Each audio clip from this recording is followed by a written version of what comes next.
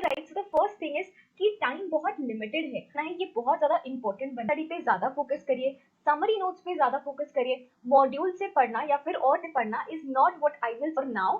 Days काफी कम है, बहुत हुआ है, तो मैक्सिमम मैक्सिमम यूटिलाइजेशन के लिए आई वुड सजेस्ट कि आप समरी नोट्स से ही पढ़ाई कीजिए, या फिर जो भी आपके फैकल्टी की नोट्स आपको दी गई होगी जिससे आप अभी तक पढ़ रहे थे, prefer that. So the second point is forget what happened, उसे भूल जाओ। 60 डेज है, उसको आपको कैसे मैक्सिमम उस पे ज्यादा फोकस करो। Minute you spend from now is important, and this is because since the time is limited, हमें पता है कि यार मेरा ना ये पढ़कर नहीं हुआ है, मेरी ना लेक्चर्स बचे हुए देखना, या फिर मेरा ना सिलेबस ही कंप्लीट नहीं हुआ है, ये सारे जितने भी आपके एक्सक्यूजेस है कि मेरा ग्रेजुएशन चल रहा है, मेरा जॉब भी चल रहा है, तो मैं कैसे पढ़ूं, यहाँ मिनट इंपॉर्टेंट है, तो मेक श्योर कि you. Next point is more the revision better the marks, जितनी ज्यादा बार आप रिवाइज करोगे आपका सिलेबस, उतने ज्यादा मार्क्स आने के चांसेस है आपके। Alright, and the last point that I want you to fit it in your brain for the coming 60 days is that you have to give attention to past exam questions. Past exam questions बहुत ज्यादा weightage hold करते हैं, क्योंकि उससे हमें समझ में आता है कि हमने जो पढ़ा है हम अच्छे से लिख पा रहे हैं या नहीं, और साथ साथ में आईसीएसआई क्या सजेस्ट करता है कि कैसे आंसर हमें लिखने चाहिए। Then next point is solving test papers. अब जिन स्टूडेंट्स ने मेंटरशिप प्रोग्राम ज्वाइन किया है वो लोग तो टेस्ट पेपर सॉल्व कर ही रहे हैं, लेकिन अगर आप ऐसे स्टूडेंट हो जिन्होंने ज्वाइन नहीं किया है, तो मेक श्योर आप 2 क्वेश्चंस को भी रोज प्रैक्टिस करिए। इससे क्या होगा, इससे आपका जो राइटिंग प्रैक्टिस है वो भी होते जाएगा, साथ साथ में प्रॉब्लम्स कैसे सॉल्व करने ये भी आपको समझ आएगा। एंड कंसिस्टेंट राइटिंग प्रैक्टिस बनाना, या फिर खुद से 1-2 आंसर्स सॉल्व करके देखना, this will give you a good writing practice for the coming 60 days. Alright, since we have to give attention to past exam questions, past exam questions बहुत ज्यादा weightage hold करते हैं, क्योंकि उससे हमें समझ में आता है कि हमने जो पढ़ा है हम अच्छे से लिख पा रहे हैं या नहीं, और साथ साथ में आईसीएसआई क्या सजेस्ट करता है कि कैसे आंसर्स हमें लिखने चाहिए। Then next point is solving test papers. अब जिन स्टूडेंट्स ने मेंटरशिप प्रोग्राम ज्वाइन किया है वो लोग तो टेस्ट पेपर सॉल्व कर ही रहे हैं। अगर आप ऐसे स्टूडेंट हो जिन्होंने ज्वाइन नहीं किया है, तो मेक श्योर आप 2 क्वेश्चंस को भी रोज प्रैक्टिस करिए। इससे क्या होगा, इससे आपका जो राइटिंग प्रैक्टिस है वो भी होते जाएगा, साथ साथ में प्रॉब्लम्स कैसे सॉल्व करने ये भी आपको समझ आएगा।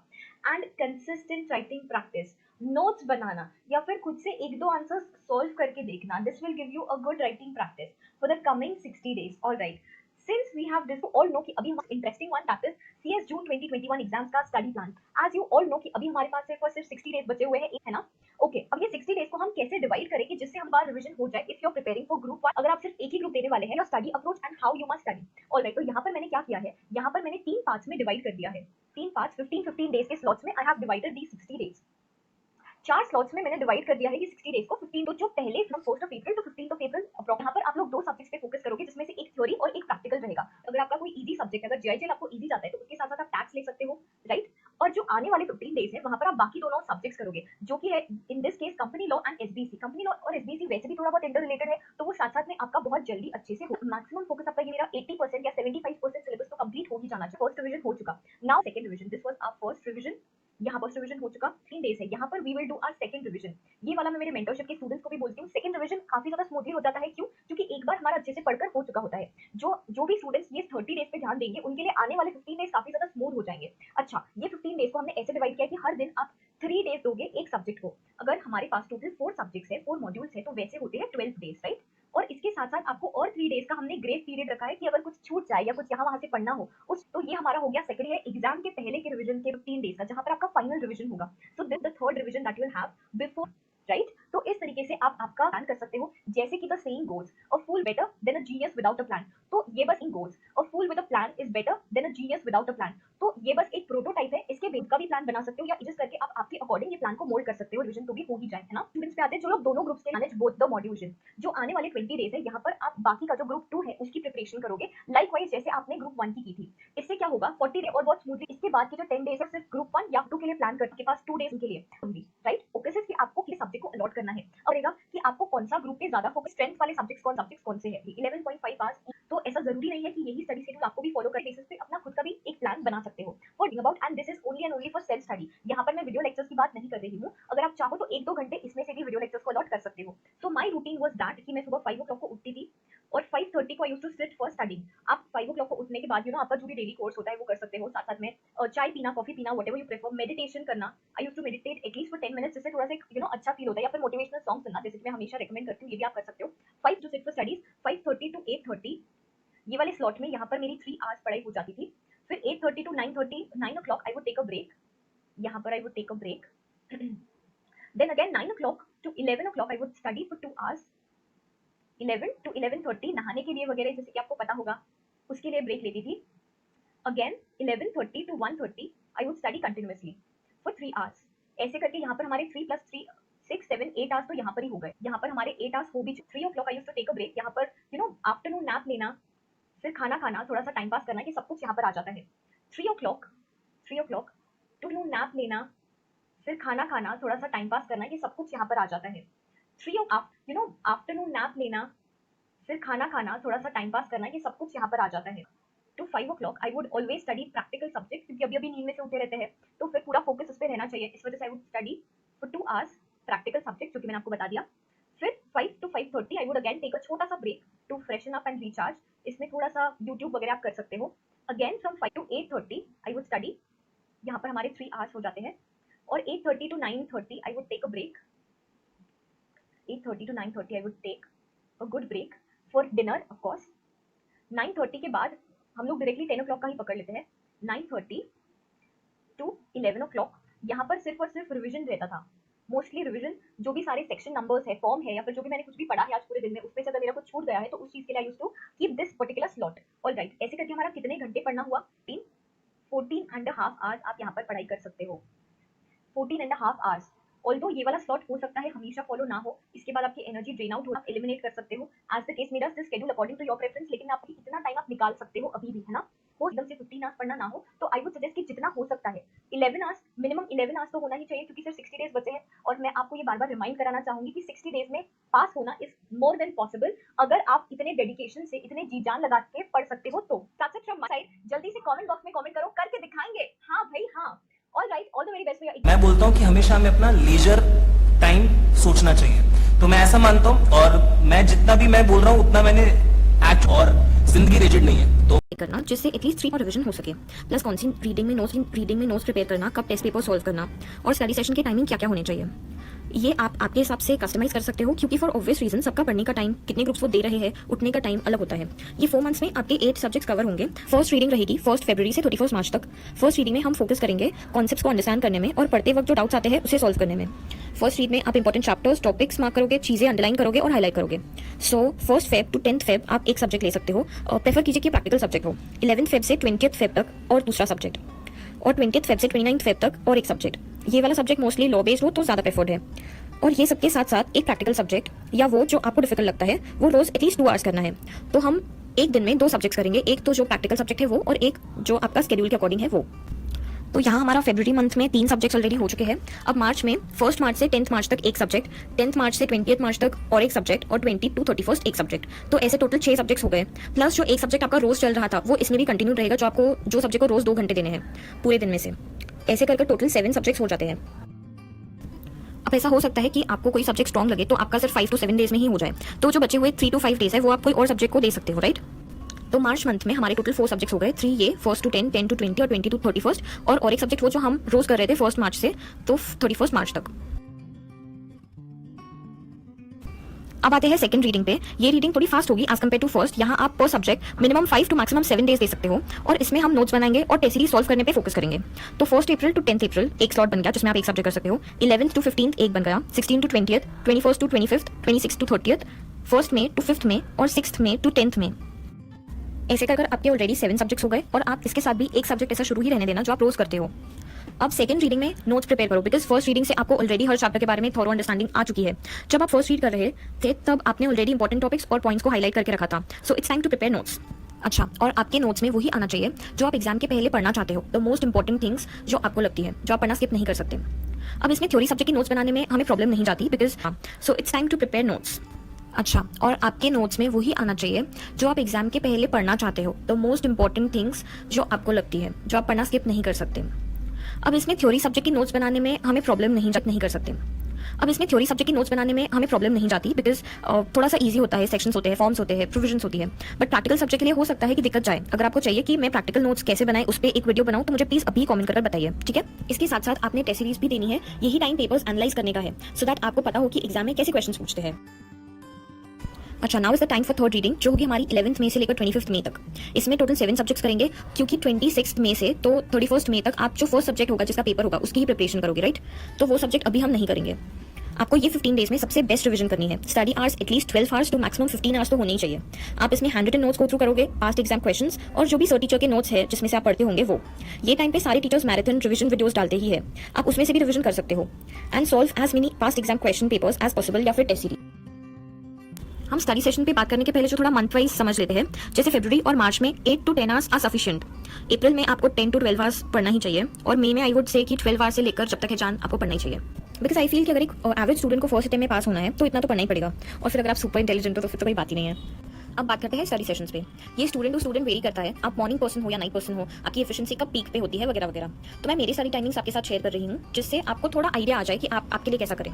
फरवरी और मार्च तक 8 to 10 आवर्स डेली पढ़ने का टारगेट करते हैं। And since I am a morning person, मैं सुबह 6 बजे से तो 10 बजे तक फर्स्ट सिटिंग निकाल लेती हूँ। फिर 10 o'clock to 11 I take a break, उसमें फ्रेशन अप होना, नहाना धोना सब कुछ, ठीक है। फिर 11 o'clock से 1 बजे तक I normally prefer to watch video lectures and make notes and stuff like that. Then I take a break from 1 o'clock to 3 o'clock जिसमें आई हैव माई लंच, थोड़ा सा सोना वगैरह, क्योंकि भाई मेरे लिए तो नींद इंपॉर्टेंट है। अब फिर 3:30 to 5:30 मैं प्रैक्टिकल सब्जेक्ट करना प्रेफर करती हूँ क्योंकि वो थोड़ा सा ऐसा सोने वाला टाइम ही हो जाता है। फिर हाफ एन आवर का मैं ब्रेक लेती हूँ from 5:30 to 6 o'clock। Then again from 6 to 8:30 I study और एक सिटिंग निकाल लेती हूँ। ऐसा करते आप अप्रॉक्सिमेटली 10 आवर्स हो ही जाते हैं, जो फरवरी और मार्च तक सफिशिएंट है।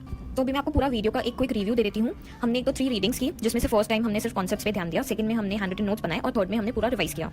सो ऐसे करके हमारे 3 बार हो चुका। हमने एक तो 3 रीडिंग्स की जिसमें से फर्स्ट टाइम हमने सिर्फ कॉन्सेप्ट्स पे ध्यान दिया, सेकंड में हमने हैंड रिटन नोट्स बनाए और थर्ड में हमने पूरा रिवाइज किया। सो ऐसे करके हमारे 3 बार हो चुका। अब ये 3 बार के अंदर और भी ऐसी बहुत सारी बार होगी जब हम खुद से ही गो थ्रू करेंगे, दैट इज सेपरेट, ठीक है। इसमें हमने स्टडी सेशंस के बारे में बात किया, स्टडी के टाइमिंग्स के बारे में, और फर्स्ट रीडिंग, सेकंड और थर्ड रीडिंग में क्या क्या हमें करना चाहिए उस पर। अगर आपको चाहिए कि मैं एक प्रैक्टिकल सब्जेक्ट कि कितने घंटे पढ़ना चाहिए एंड ऑल दैट, तो देखो सुबह उठने से लेकर रात को सोने तक पढ़ना ही चाहिए। मतलब ऑफ कोर्स थोड़ा इधर उधर छोटे मोटे काम and power nap it's fine, but you know फालतू के टाइम वेस्ट करना nap it's fine. Can do 2 subject per day maximum, you know 1 practical और 1 theory, something like that, not more than that. I would not suggest more than that because you no फिर खिचड़ी बन जाती है। बाकी it's your call, जो आपको suitable लगे। Next thing, 2 first reading standard में इतना कटना चाहिए है।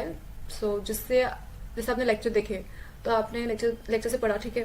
उसके बाद या तो यू नो आप कुछ चैप्टर वाइज कर लो या बंच ऑफ चैप्टर खुद से पढ़ो, यू नो सेल्फ स्टडी करो, थोड़ा सा लर्न करने की कोशिश करो टू एंश्योर कि यू नो कुछ कॉन्सेप्ट मिस ना हुआ हो। And also at the same time you know compile करो नोट्स कि क्या कहाँ से पढ़ना है। यू नो एक चैप्टर के लिए बहुत सारे नोट्स नहीं चलेंगे, बट अलग अलग चैप्टर के लिए, but you know don't keep multiple notes for 1 chapter, right. समझ रहे हो ना, ठीक है। कम है या फिर और चैप्टर भी ज़्यादा इंपॉर्टेंट नहीं है ऑफकोर्स, तो you should at least do past paper के क्वेश्चन। मतलब एटलीस्ट डू मतलब कि उसको मतलब रट लो एक बार के लिए, यू नो समझ के रट लो। समझ आ जाओ ठीक है, नहीं तो रट लो, क्योंकि अगर वही क्वेश्चन रिपीट हो तो एटलीस्ट वो तो कर पाएंगे, बिकॉज पूरा चैप्टर तो छोड़ ही रहे हैं। नाउ नेक्स्ट थिंग, तो हाँ द 4th थिंग इज तो while revision focus on keywords. तो कुछ कीवर्ड्स तो क्या होते हैं ना कि लॉजिकल होते हैं, समझ में आ जाते हैं, so we can write accordingly, but कुछ को प्रॉपरली क्रैम करना पड़ता है। तो please focus on the latter one, because you know जो लॉजिकली आता है तो वो हो जाते हैं, बाकी क्रैम करना पड़ता है जिनको तो ज़्यादा ध्यान देना पड़ेगा। Next thing, you know you should make your 1.5 days strategy कि कौन सा चैप्टर कहाँ से पढ़ना है, जो आपने डिसाइड कर लिया होगा फर्स्ट रीडिंग में या फिर रिवीजन में, अगर कुछ चेंज ऑफ प्लान हुआ हो तो। एंड ऑल में क्या था कि आप से नो आज 2 स्टडी को प्रॉपरली।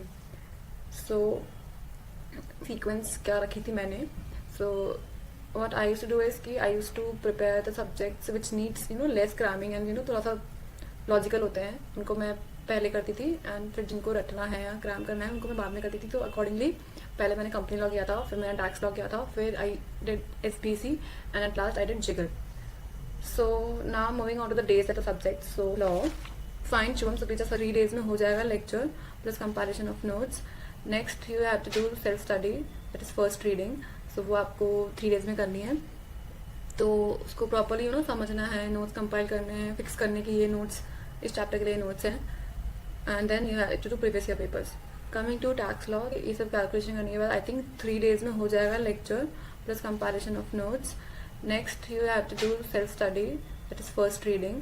सो वो आपको 3 days में करनी है, तो उसको प्रॉपरली यू नो समझना है, नोट्स कंपाइल करने हैं, फिक्स करने की ये नोट्स इस चैप्टर के लिए नोट्स हैं, and then you have to do previous year papers. Coming to tax law, ये आई थिंक 70 70 to 80 आवर्स के हैं, तो सो आफ्टर कैलकुलेटिंग ये हो जाएंगे 5 डेज के अंदर अंदर, lecture plus comparison of notes. Next you have to do self comparison of notes. Next you have to do self study. First reading थोड़ा सा समझना है, क्रैम करना है, लर्न करना है, तो वो भी for that I have given 5 days. So that's revision. So I think 2 days for each subject. थोड़ा ऊपर नीचे टैक्स में दे दे तो ठीक है, कम तिला में कम, जो भी आपको लगे. So for revision, so 2 days, so that comes to 8 days. So 30 plus 8 is 38 days. Now come into the revision 2, so that will be paper exams. And to the previous year question ka part, that is how to do past paper.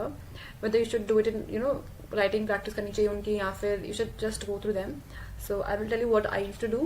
So for company law, SBC and Jiggle, I used to go through in the sense कि I used to see the question, and अगर वो मुझे click कर गया, मतलब मुझे उसके थोड़े से कंटेंट जैसे कि कीवर्ड्स या पॉइंटर्स याद आ गए, so then I used to go through the answer कि हाँ मैंने सही सोचा था. So I used to go through them. So अगर मुझे वो आ गए तो वेल एंड गुड. अगर मुझे नहीं आता है या मेरे कुछ गलत जो मैंने सोचा था वो गलत निकलता है, तो I used to mark that question and used to refer them in the second revision और the first revision, and filter down the question. जो मुझे जैसे फर्स्ट डिवीजन में कुछ आ गया तो फिर आई यूज्ड टू लाइक कि इसको नहीं देखना है लास्ट में. फिर जो बचते थे I used to refer them in the last 1.5 days also. And for practical subject like tax, so for that I used to open the past paper, take a sheet of paper, then I used to write the answers for each of the MCQ. मतलब of course खुद से solve करना है, और अगर theory है तो खुद से कुछ भी आंसर लिखना है. So then I used to match with them with the answer key. So जो गलत निकलते I used to mark them with a different pen. Then I used to see कि जो ऑब्वियस थे पर मेरी सिली मिस्टेक से गलत हो गए थे, तो आई वाज लाइक चलो ठीक है आ गया ये तो. नेक्स्ट जो मुझे नहीं आते थे तो I used to mark them for the first division और second division, and used to jot down कि यार ये देखना है मुझे 1.5 days के लिए भी. So that is all I used to do. पर अगर जिसको लग रहा है कि राइटिंग प्रैक्टिस करनी चाहिए थ्योरी पे, they can very well do that. वो हेल्प ही करेगा, ऑफकोर्स ही बात है. So that's all. Leisure time सोचना चाहिए, टाइम सोचना चाहिए. तो मैं ऐसा मानता हूं, मैं बोलता हूं कि हमेशा हमें अपना लीजर टाइम सोचना चाहिए. तो मैं ऐसा मानता हूं, और मैंने फॉलो किया था, और बाद में हुआ है बोल रहा है वो, क्योंकि वो अपने इफेक्टिव आवर्स नहीं बोल रहा है. मैं बोलना चाहता हूं 14 आवर्स एट मैक्स आप इफेक्टिव दे सकते हो. इससे ज्यादा आप अपनी लाइफ में कभी भी नहीं स्क्वीज आउट कर पाओगे. तो मैं ऐसा ही बोलना चाहता हूं कि आप इतना ही समय निकाल लेंगे अगर, तो भी मेरे लिए बहुत होगा. तो मैं 16 से 18 घंटे का टाइम टेबल सजेस्ट नहीं करूंगा. हम लोग स्टार्ट जनरली करेंगे 10.5 या 11 आवर्स के. उसके बाद हम स्टार्ट करके जब धीरे धीरे आगे बढ़ेंगे तब हम इसको 14 तक ले जाएंगे. इसके बियॉन्ड बिल्कुल भी नहीं जाना. आप बहुत बड़ी बड़ी बीमारियों के शिकार हो सकते हैं, आपको नाम रह सकता है, आप मोटे हो सकते हैं. साइड इफेक्ट इंपॉर्टेंट चीज क्या है सर? एंटरटेनमेंट. सर सबसे ठीक है स्लीप. सर सबसे इंपॉर्टेंट चीज तीसरी क्या है सर? खाना. तो सबसे पहले तो इनका टाइम लिख दो. सबसे इंपॉर्टेंट चीज क्या है सर? एंटरटेनमेंट. सर सबसे इंपॉर्टेंट चीज दूसरी क्या है? स्लीप. सर सबसे इंपॉर्टेंट चीज तीसरी क्या है सर? खाना. तो सबसे पहले तो इनका टाइम लिख दो. मैंने एक चीज एनालाइज की कि मानता था कि सुबह जल्दी उठना एक बहुत बड़ा एडवांटेज है. तो जनरली आई यूज्ड टू, मैं ऐसा नहीं बोल रहा कि आप लोगों को सुबह जल्दी उठना है, मैं अपना टाइम टेबल थोड़ा बहुत डिस्कस कर रहा हूं, लेकिन मैं ऐसा मान 7 आवर्स की स्लीप जरूरी है. 6 बजे आपको मिल जाऊंगा, ठीक है? इस टू अ रूटीन सेट. अब पढ़ाई करने वाला वैसे भी भाई साहब बहुत विद्वान बन जाता है, अब चिंता ही मत करिए. There is another announcement for you guys. मेरा जी मस्त पढ़ाई करने वाला वैसे भी भाई साहब बहुत विद्वान बन जाता है, अब चिंता ही मत करिए. There is another announcement for you guys. मेरा जी मस्त, अब ब्रह्म मुहूर्त में पढ़ाई करने वाला वैसे भी भाई साहब बहुत विद्वान बन जाता है, अब चिंता ही मत करिए. There is another announcement लग जाती है. तो यही चीज गीता में भी लिखी हुई है कि अगर आपने इमेजिन कर लिया, आप सोच लेते हो कि ये चीज ऐसा होने वाला है, तो चीज वैसा ही होने वाला है. द सीक्रेट में भी वही तो कहा है, द लॉ ऑफ अट्रैक्शन, कि आपने अगर कोई चीज सोच ली है तो वो होने ही वाली है. बस उसी मानसिकता से आगे बढ़ना. Okay, agreed. और सर बीच में आधे घंटे की और मिल जाए तो और अच्छा रहेगा. तो हाफ आवर टू 1 आवर एक स्लीप सेशन और मिल जाए बीच में तो अच्छा रहेगा. तो मैं ऐसा बोलता था कि मेरा बता रहा हूँ, मैं ऐसा बोल रहा हूँ, आप अपने 7 घंटे कहीं भी प्लान कर लीजिए, कोई बात नहीं. अगर आपको मेल दी तो मैं आपको हर में भी बताऊंगा. एट 9 PM उठ जाया करता था. तो टाइम वो लिख रहे हो, आप टाइम टेबल लिख रहे हो या लीजर लिख रहे हो? पहले लीजर लिखते हैं, फिर टाइम टेबल लिखेंगे, फिर देखते हैं क्या कर सकते हैं. Okay, so this is something done. अच्छा, 4 बजे उठते ही पढ़ने नहीं बैठ सकते, टीचर कॉल 30 तो नहीं हो सकती. और ये पढ़ाई ज्यादा इफेक्टिव भी होगी, क्योंकि आप जब 4:30 बजे 4 बजे उठेंगे तो आपको घड़ी की आवाज भी सुनाई देगी. तो आप समझ सकते हैं कि माइंड का कॉन्सेंट्रेशन लेवल कितना इंक्रीज हो जाता है in the morning, because every of your sense can be focused into something which you want to. तो इसका मतलब प्लस सेकेंडली वेंसडे, मतलब आपका होने वाला है, आपकी होने वाले भी सुबह 4 बजे उठ के इस्तेमाल कर सकते हैं. फिर से आई वुड से 1:40 तक, मतलब 1 घंटा और सो लंच भी कर लूंगा. और प्लस जो मैंने आधे घंटे का रेस्ट प्लान किया था, बीच में मैंने बोला था आपको मैं हाफ एन आवर्स का और रेस्ट दूंगा apart from 7 hours sleep, that also I will be able to do. Okay so ये भी मैं कर रहा हूँ, तो अभी तक मैंने कितना, और अभी यहाँ पे कितना है, +1 आवर हो रहा है, लूंगा और मैं इस पे वर्क करूंगा। So I will be taking a subject between 140। ये बहुत ही क्रूशियल टाइम और जनरली हमारी लेथार्जी की हैबिट भी होती है। So this is the most crunch situation जो आपको मालूम होनी चाहिए कि इस टाइम पे दिमाग घोड़े की तरह दौड़ना चाहिए। और दिमाग कब दौड़ेगा, जब आपने उसको रोज इस एग्जीक्यूशन में डाला है। तो क्योंकि अब आपकी ट्यूशन वगैरह खत्म हो चुके हैं और आप घर पे हैं, तो आप ये चीज पे ध्यान दें कि हम इस समय को बिल्कुल भी बर्बाद ना करें। तो generally the topics that I used to do in this time was what, tax या फिर कॉस्ट एफ काम करें। तो आप पेपर पेन के साथ होने चाहिए and you will be more in a question solving mode. यहाँ पे आप पक्का ध्यान देंगे, चाहे आप सुबह से ऐसा कुछ कर रहे हैं या नहीं कर रहे, लेकिन यहाँ पे आप पक्का पक्का पेपर वगैरह लेके अपने हथियार चलाना सीखेंगे। क्योंकि देखो सबसे बड़ा प्रॉब्लम जो सीए के एग्जाम्स में वो यही है कि आप लोग ट्यूशन वगैरह में जाते रहते हो और आपकी difference between 12th class and CA is this only. क्योंकि 12th बहुत बड़ा था as compare to our capabilities, but there were multiple test. तो हम बार-बार लिखते थे और हम बार-बार खुद को टेस्ट कर पाते थे कि हम ठीक कर रहे हैं नहीं कर रहे। यहाँ पे क्या होता है, टेस्ट एबिलिटी नहीं होती। सो अगेन यही आपका टाइम है जहाँ पे आप रिफाइन कर सकते हैं कि भारी भारी सब्जेक्ट्स में जैसे कि टैक्स और कॉस्ट एफएम, यहाँ पे ऐसे कौन से क्वेश्चंस हैं जो आपसे फर्स्ट टाइम में नहीं हो रहे और वही आपको दोबारा देखने। अगेन आप बार-बार इसको रिवाइज नहीं कर पाओगे, तो आपकी रिवीजन प्लानिंग बहुत सॉलिड होनी चाहिए। ओके 5 बज गए, बच्चों रेस्ट तो करना बनता ही, और तो थोड़ा घूमना चाहिए हमें बाहर, पार्क वगैरह में जाओ, थोड़ी हरियाली देखो और लोगों को भी देखो, अच्छा लगेगा आप लोगों को और लगेगा लाइफ में कुछ है। ठीक है, एंड आप व्हाट्सएप वगैरह भी यूज कर सकते हैं अपना। ठीक है, don't cut off from your networking but easily. हो सकता है आपके पास बहुत अच्छे क्वेश्चन आ जाए, कुछ पुराने क्वेश्चन, अपने अच्छे ग्रुप्स को इन्वॉल्व करो इस टाइम पे, पर्टिकुलर टाइम पे, so you will have some good questions as well. So park, WhatsApp वगैरह आपका जो मन भी आप कर सकते हैं। तो there is sufficient leisure I hope. आप देख रहे हो आप 7 घंटे सोए सुबह, उसका टाइम वेस्ट करने को दिया, उसके बाद आपको खेलने का समय भी दे रहा हूँ, उसके बाद रेस्ट भी करवा रहा हूँ आधा घंटा, नहाने का प्रॉपर समय दिया है। ठीक है उसके बाद लंच रेस्ट का समय दिया है। तो मुझे नहीं लगता कि यहाँ पे आप ऐसा बोल सकते हैं कि सर मैं इतना पढ़ के टायर्ड हो गया। सो 9 आवर्स ओके आपको इजीली नहीं लगता। जब 6 बज चुके हैं और आप वापस आए तो अभी भी अच्छी लगा सकते हैं 6 to 8 में। जिन लोगों के सब्जेक्ट्स बहुत रिवाइज भी कर रहे थे करते टाइम, वो ठीक है, वो अपना अदरवाइज रिवाइज भी कर सकते हैं। ठीक है, तो यहाँ पे आप अपना रिवीजन कर सकते हो डेली बेसिस का, या कोई अगर ट्यूशन है, या फिर आप ऐसी चीजें कर सकते हैं होगा पढ़ना। यहाँ पे और टीएसएम लॉ और ऑडिट के एग्जाम में सारे टॉपिक्स टेस्ट होते हैं और टॉपिक्स जो टेस्ट होते हैं वो मुश्किल से 40% ऑफ द कोर्स होते हैं। तो अगर आप ज्यादा कोर्स एक ही सब्जेक्ट का करेंगे और उसमें 15-20 दिन निकाल देंगे तो सफिशिएंटली मार्क्स ज्यादा कवर नहीं कर पाएंगे। लेकिन आप बहुत सारे में से इंपॉर्टेंट पढ़ रहे हैं, अगर 4 सब्जेक्ट आप रोज पढ़ रहे हो, चारों की इंपॉर्टेंट चीजें पढ़ रहे हैं, तो मार्क्स वाइज आप शायद 4 गुना से भी ज्यादा मल्टीप्लाई हो रहे हैं। दैट इज वाई मैं बोलूंगा कि सब्जेक्ट हमेशा क्वांटम में ज्यादा पढ़ने की कोशिश करें, वो अच्छा रहेगा, बेटर रहेगा आपके time table wise. So revision homework 6 to 8 again आपको, क्योंकि आप 9 बजे सोना है, घंटे शुरुआत में मुझे मिलना स्टार्ट हो जाएंगे। लेवल लो होता है जब हम स्टार्ट करते हैं पढ़ना, तो शुरुआत में टाइम टेबल से एडजस्ट होने में 10 दिन लगेंगे। इसलिए मैं बोल रहा हूँ अभी से जो लोग स्टार्ट करेंगे बहुत अच्छा एडजस्ट हो पाएंगे। तो संडे को हमेशा क्या रखना, वेकेंट रखना। अगर आपका मंडे टू सैटरडे अगर आप सारा काम ईमानदारी से कर पा रहे हो तो आप संडे वेकेंट रखो और आपका जो मन वो कर लो, प्रोवाइडेड कि 7 घंटे तो पढ़ना ही, इससे ज्यादा लीजर रखना अपना। ऐसा नहीं होता और चले गए थे आपने प्लान के साथ चोरी कर ली, जैसे सुबह 4:30 से 7:30 किसी सत्संग को ज्वाइन कर लिया आपने, आप किसी सत्संग में चले गए, तो क्या होगा, फिर आपको संडे को पुश करना पड़ेगा अपना काम। तो ये +3 आवर्स वहां पे ऐड कर देना, तो इस वजह से आपका टाइम टेबल फ्लेक्सिबल भी हो जाएगा। कोई बोलेगा कि संडे को घूमने चले गए, तो फिर मंडे टू सैटरडे अगर ईमानदारी से काम किया था तो कोई दिक्कत वाली बात नहीं है। ठीक है, अच्छा मैं इतना फ्लेक्सिबल बनाने की तो कोशिश कर सकता हूँ एंड फॉलो किया मेरी एंटायर सीए लाइफ में। तो इस वजह से ही मैं आज जो हूँ वो हूँ। तो मैं अपना स्ट्रैटेजी और अपना प्लान शेयर कर रहा हूँ। एक अच्छा प्लान होने से हमेशा फायदा होता है, because you know where you are. तो आप जहाँ पे हैं वो आपको पता है, तो आपको पता है आगे कैसे काम करना है। विदाउट प्लानिंग क्या होगा, आपने 15-20 दिन बिगाड़ दी मान लो किसी पर्टिकुलर सब्जेक्ट में, फिर आप बोलोगे ओ शिट 15-20 दिन हो गए। अब ये वाली सिचुएशन ना एडजस्ट किए, आप लोगों की मर्जी है, आप अपना जो प्ले कर सकते हैं। लेकिन सबसे पहले जो मेरा टाइम टेबल बनाने का एस्पेक्ट है वो है प्लान योर लीजर। ठीक है, प्लान योर लीजर। तो अभी मैंने सुबह 4 to 4:30 अगर अपने वॉशरूम्स कर लीजिए, नो प्रॉब्लम करना, because you know that this is your golden time and you should not waste it. सबसे इंपॉर्टेंट बात ये, तो आपकी इफेक्टिव स्टडी ज्यादा निकलेगी। कई लोग क्या करते हैं, सुबह उठ गए वॉशरूम में भी बुक ले गए, फिर बाहर आ रहे तो भी बुक है, मोबाइल भी साथ में चल रहा है। तो ऐसे लोग क्या बोलते हैं, हम बोलते हैं 18-19 घंटे पढ़े, लेकिन इफेक्टिव स्टडी 10 घंटे का भी नहीं आता। इनका 10 घंटे का भी इफेक्टिव स्टडी आ जाए ना तो मतलब मैं अपनी डिग्री भी सरेंडर कर दूंगा, मैं ऐसा बोलता हूँ। ठीक है, तो ये बात समझना कि इफेक्टिव आवर्स आने जरूरी है। मैं जो आपको लेके जा रहा हूँ वो इफेक्टिव आवर्स पे। यहाँ पे भी आप खेल लिए, यहाँ पे भी आप अपना व्हाट्सएप वगैरह सब यूज करें, लेकिन इधर आप ध्यान दें। ठीक है, मैं कुछ ऐप के बारे में बताना, स्लॉट नाम की ऐप डाउनलोड सेट कर सकते हैं, सो यू कैन तो ये जो 4-5 टाइम स्लॉट्स हैं आपके, इसमें इन ऐप्स को आप क्या रखो, बंद रखना, बिल्कुल बंद। मतलब इसमें आप लॉक लगा देना तो ऐप किसी भी प्रकार से कहां पे लेके जाने की कोशिश करेंगे 13 to 14। और अगर इसके बियॉन्ड आप नहीं पहुंच पा रहे तो कोई चिंता की बात नहीं है, still you can get ranks, still you can do ट्रेमेंडस work. लेकिन पेपर सॉल्विंग एबिलिटी जरूर यहाँ पे रखना, जिसकी वजह से आपको सबसे ग्रेट फायदा होगा। इसका पक्का 10 मार्क्स का फर्क आता है हर पेपर में, जो इंसान इधर इस वाले टाइम को ढंग से यूटिलाइज करता है। So this is my core advice to everybody. और अगर आपको अच्छा लगे तो सफल होने के लिए जेब में गांधी हो या ना हो, लेकिन दिल में आंधी होनी बहुत जरूरी है। अगर हमारे दिल में आंधी होगी तो हम एक ना एक दिन सफल हो ही जाएंगे। यस, तो में तूफान होना चाहिए कुछ करने का। हाँ जी, और मुझे लगता है कि हम लोग अगर ये तूफान पैदा कर लें कुछ करने का, तो डेफिनेटली ये सीएस तो बहुत छोटी मोटी चीज है यार। अगर हम अचीव करना चाहें तो हम चांद पे पहुंच जाएं। सीएस करना कोई बहुत बड़ी बात नहीं है यार। व्हाट डू यू से? में कुछ नहीं है इस दुनिया में जो एक ह्यूमन कर सके। You can achieve anything in your life, बस और बस एक जज्बे की जरूरत है, एक सही पॉजिटिव सोच की जरूरत है, एक सही मोटिवेशन की जरूरत है। सर अगर आप ऐसा नहीं करेंगे तो आप एक सही मोटिवेशन आप ऐसा नहीं करेंगे तो आप जिंदगी में अचीव कुछ कर ही नहीं सकते। हमेशा पॉजिटिव सोचें और पॉजिटिव लोगों के साथ रहें, हमेशा ये याद रखिएगा। डॉक्टर ली ने बोला कोई चांद तक नहीं पॉसिबल। सिर्फ लास्ट क्लास में एक चीज बताई थी, अपने पेरेंट्स के लिए, अपने बॉयफ्रेंड, अपने गर्लफ्रेंड के लिए पढ़ो, जिसको आप चाहते हो उसके लिए पढ़ो सर, उसको सोच के पढ़ो सर, अपने आप सारे डिस्ट्रैक्शन दूर हो जाएंगे। मैं हमेशा बोलता हूं सर, जिंदगी में सक्सेसफुल बनना बहुत जरूरी है। कई लोग बोलते हैं सके तो चल, सभी है भीड़ में, तुम भी निकल सको तो चलो, किसी के वास्ते राहें कहां बदलती है, तुम अपने आप को खुद ही बदल सको तो चलो। आज का सबसे बड़ा लेसन दे रहा हूं, मेरी बात सुनेंगे सारे के सारे बच्चों। जो पढ़ाई तुम करोगे ना वो मरमर के नहीं करनी, इस बात को याद रखना। कोई भी बच्चा पढ़ाई मरमर के नहीं करना। अगर आप ये सोच रहे हो ना कि यार अब मैंने टैक्स पढ़ना है, अब मैंने कंपनी लॉ पढ़ना है, और दिल में वो पढ़ने का गम है, तो सब वो पढ़ाई किसी काम के। अरे मजे करो, पढ़ाई करो, जब मेरी क्लास में आओ तो खुशी खुशी आओ, लोग अनुप जैन सर कुछ सीखेंगे। और सुनो, हम क्या आप सारे दिन पढ़ो भाई, हम कभी ये नहीं कहते आपको कि आप सारे दिन पढ़ो भाई। देख मेरी बात सुनो, 4 घंटे पढ़ो, आधा घंटा नाचो, टीवी देखो, रेसलिंग देखो, जो मर्जी देखो, फिर 4 घंटे पढ़ो, फिर आधा घंटा नाचो, गाओ, कुछ भी करो सर। ये जरूरी है, नाचना गाना बहुत जरूरी है।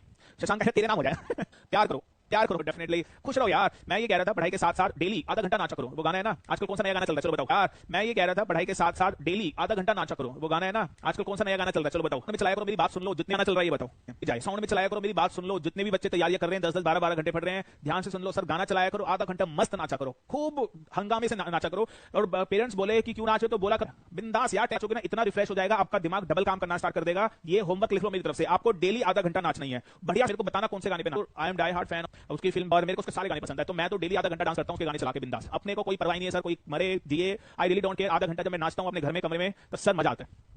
I enjoy my self, this is life यार, दिस इज लाइफ। पढ़ते पढ़ते थोड़ी ना मरना यार, एंजॉय भी तो करनी है लाइफ। मेरी इस बात का ध्यान रखना, हमेशा अपने बारे में अच्छा बोला करो। कुछ बच्चे ऐसे होते हैं, ऐसा बोलते हैं मैं गधा हूं, मैं कुछ नहीं कर सकता, मैं ये नहीं कर सकता, ऐसा अपने आप को मत कोसो। हर भगवान ने हर इंसान को यूनिक बनाया है, आप में कुछ, हर बंदे में कुछ ऐसी खास बातें जो किसी में भी नहीं है, तो प्लीज कभी भी अपने आप को कोसना मत, उस भगवान का अपमान होता है। हमेशा अपने बारे में अच्छा बोलो सर, हमेशा। देखो मेरा फंडा ये है, हम कभी किसी के बारे में गलत नहीं बोलते, लेकिन हम अपने बारे में हमेशा दी बेस्ट बोलते हैं। आपने हमेशा मुझे ये सुना होगा that we are India's best. हम हमेशा ये बोलते हैं हम बेस्ट हैं, लेकिन हम किसी के बारे में ये नहीं बोलते कि वो वर्स्ट है। मत बोलो, लेकिन कभी अपने बारे में भी गलत मत बोलो, अपने बारे में बोलो। ये बोलना रैंक लाऊंगा, सीएस बनूंगा, आप देखना सर जादू हो जाएगा, तुम रैंक भी कभी अपने मत बोलो, ये याद रखिएगा हमेशा। गलत मत बोलो, ये याद रखिएगा हमेशा। Are you getting that? Always feel that you are the best, always feel you are the best, and yes believe me you are the best.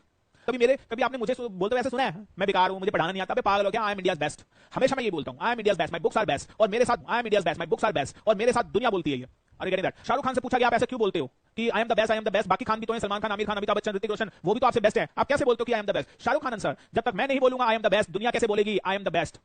Adopt this theory sir, अपने आप को अच्छा बोलने की आदत डालो। तुम अच्छे हो, दुनिया कैसे बोलेगी तुम अच्छे हो? जबकि मैं गधा हूं, दुनिया बोलती रहेगी तुम गधे हो। कुछ छोटी सी अचीवमेंट करो, उसे अप्रिशिएट करो और एंजॉय करो। मान लो तुम एक चैप्टर याद हो गया, तुमसे याद नहीं हो रहा था, एंजॉय करो, खुशी मनाओ। अरे मजा आ गया यार, मुझे चैप्टर याद हो गया, तुम पास हो जाते हो। अरे छोटी छोटी चीजों को खुशियां मनाना सीखो यार, जिंदगी में यही मायने रखता है। बड़ी खुशी के लिए इंतजार मत करो, बड़ी खुशी कभी नहीं आती। जो ये छोटे छोटे पल है इनको जियो सर, यही जिंदगी है, बिलीव मी यही जिंदगी है। अभी तुम मेरे पास बैठे हो ना, मजा आ रहा है, अप्रिशिएट करो, एंजॉय करो, बस यही जिंदगी है। ये एजे टॉक शो भी आ रहा है, वो चला जाएगा सर, बड़ों के चक्कर में मत पड़, कभी नहीं आती। ये जो छोटी छोटी खुशियां अभी देखो, जो आप एंजॉय कर रहे हो यही खुशी है, यही जिंदगी बोल रहे हो यही खुशी है, यही जिंदगी है। इस बन जाऊंगा, शादी हो जाएंगी, बच्चे हो जाएंगे, बंगला ले लूंगा, वो खुशी जब आएगी पता नहीं कब आएगी। आज अभी एंजॉय कर रहे हो ना यार, बस यही जिंदगी है, इससे बड़ी कोई जिंदगी नहीं होती। इसमें खुश रहना सीखो। जब मैं कह रहा हूं कि छोटी छोटी बातों को जब करो, अचीव करो, तो उसको अप्रिशिएट करो। वाह वाह क्या बात है, तूने कितना अच्छा किया।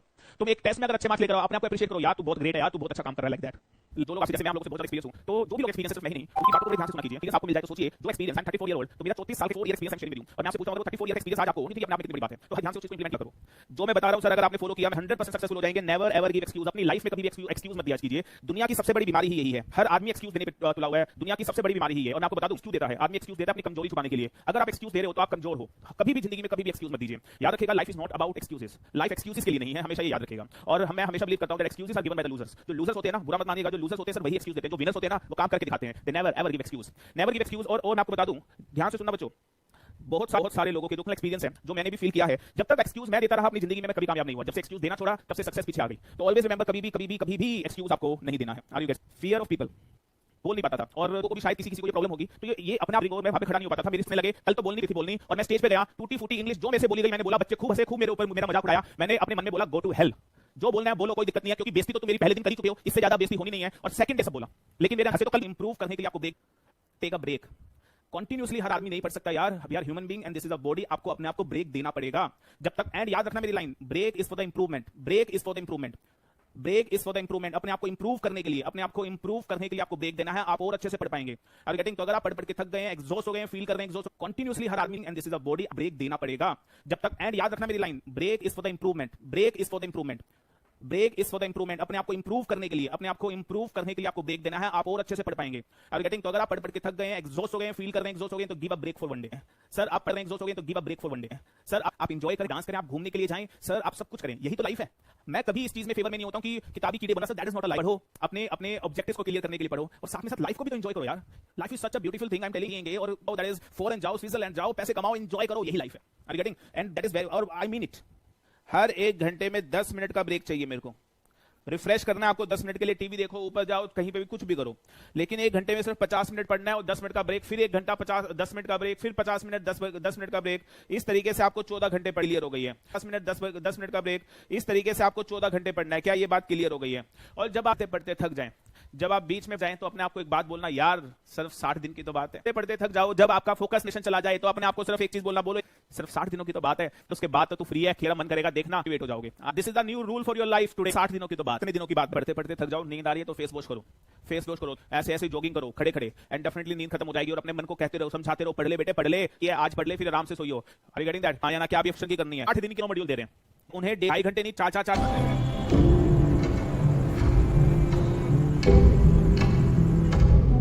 पिया जाता तो पानी पी, खाना नहीं खाया जा रहा तो, और लंबे समय तक नहीं बैठा जा रहा तो बस बैठ जा, चैलेंज ले कि मैं बैठूंगा, उठूंगा ही नहीं। प्रॉब्लम्स करूंगा, थ्योरीज पढ़ूंगा, लेसन्स देखूंगा, पुराने पेपर देखूंगा, सो जाऊंगा, मर जाऊंगा, पर उठूंगा ही नहीं। तो क्या किया तूने? अपनी प्रॉब्लम्स को डेयर बना दिया, और डेयर सीधा ईगो से कनेक्टेड है, और ईगो के नुकसान बहुत है, पर एक फायदा है, चीजें डुएबल लगने लगती है। और ये ड्रामा ज्यादा दिन नहीं करना। कितने दिन? 21 दिन। 21 दिन में कोई भी आदत लग जाती है, कोई भी आदत छूट जाती है। मुझे स्मोकिंग की प्रॉब्लम थी,